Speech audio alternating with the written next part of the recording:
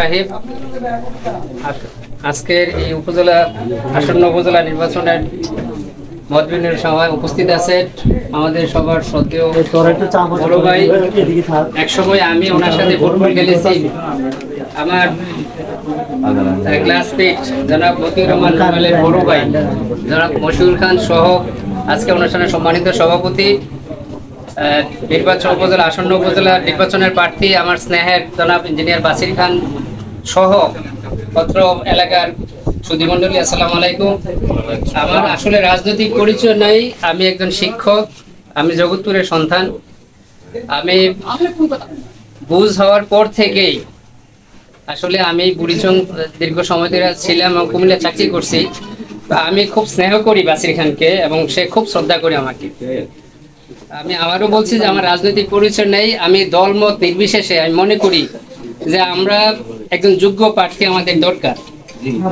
আমাদের এলাকার কাজ হওয়া দরকার, শিক্ষা প্রতিষ্ঠান থেকে শুরু করে আমাদের এলাকার অবকাঠামো যে কাজগুলো আছে, রাস্তাঘাট আছে, এগুলা কাজের জন্য আমি মনে করি যে একমাত্র বাসির খানই যোগ্য।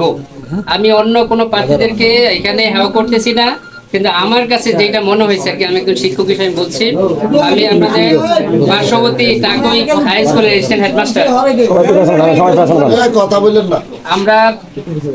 আমরা আপনাদেরকে এনশিওর করতে পারি যে আমাদের প্রার্থীর বয়স যদিও কম, কিন্তু ওনার যে যোগ্যতা, ওনার যে অভিজ্ঞতা আছে, আমি জানি যে আমাদের এলাকার এই বুড়িচং কুমিল্লা পাশের বুড়িচং ব্রাহ্মণপাড়ার জন্য আব্দুল মতিন খসরু সাহেব যখন রাজনীতি করছেন, আমি দেখছি যে যদিও বয়সে ছোট, বাসির খানকে এমন প্রাধান্য দিয়েছেন। এবং আমি ব্যক্তিগতভাবে বুড়িচং যখনই কোনো প্রয়োজন হইতো আমি ওর কাছে গেছি। বিশেষ করে আমার ওর সাথে আরেকটা পরিচয় আছে, ওর ভাইরা আমেরিকা থাকে, রবিউল ইসলাম আরিফুর রহমান রবি আমার ডাইরেক্ট ছাত্র। এই হিসাবে আমি আজকে এখানে সরাসরি আমার গোষ্ঠীর আমি ভূঁইয়ার গোষ্ঠীর সন্তান, অনেকেই জানেন বা অনেকেই জানেন না। আমার জ্যাঠাতো ভাই এখানে বশির মাস্টার আছে, আমার আপন জ্যাঠাতো ভাই এখানে মাস্টারি করে। আমি আপনাদের কাছে বলবো যে উপজেলার যত প্রার্থী আছে সব প্রার্থীদেরকে শ্রদ্ধা করি, তারপরও বাসির খানে একজনেই। আমরা ওনাকে যদি উপজেলা পাই, আপনারা অনেকেই বলছেন যে আসলে সকালে বলেন, রাত্রে বলেন, 12টা বলেন, যখনই খুশি ওর কাছে গেলে আসলে কেউ ফিরে আসবে না। আমার একটা প্রত্যাশা, আমি আগামী দিনে বাসির খান যাতে জয়যুক্ত হয়, বিশেষ করে আপনাদের সহযোগিতা কামনা করছি। আমি আসলে কোনো প্রোগ্রামে আসিনি, আজকেই প্রথম। আমার ভিতরে হঠাৎ করে একটা কনফিডেন্স বাড়লো। আমি আজকে কিন্তু এমপি সাহেবের কাছে ছিলাম এবং এমপি সাহেবের কাছে থাকার কারণে কাজিয়াতল কালাকচুয়া ওইখানে একটা হিন্দু পাড়া আছে, এখানে একটা হিন্দু মন্দির আজকে উদ্বোধন করছেন এমপি সাহেব।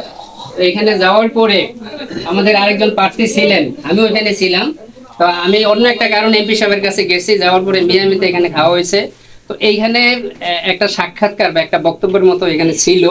তো আমি যে জিনিসটা আশ্বস্ত করছি, এবং আমার সাথে আরো 2 জন ছিল, আমাদের অন্য একজন প্রার্থীর গাঙ্গের এদিকে, আমি বলছি, এবং একটা হতাশার চিত্র কিন্তু আমি ওখানে দেখছি।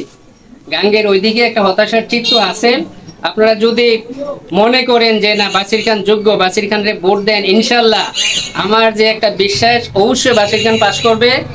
আপনারা হতাশ হওয়ার কারণ নেই, কারণ আমি আজকের যে চিত্রটা দেখছি, এমপি সাহেব সহ এখানে ছিলেন। তো আমি আপনাদেরকে আশ্বস্ত করতেছি যে ইনশাল্লাহ আগামী 29 তারিখ বাসির খান নির্বাচিত হবে, এই প্রত্যাশা নিয়ে বক্তব্য শেষ করছি। আসসালামু আলাইকুম।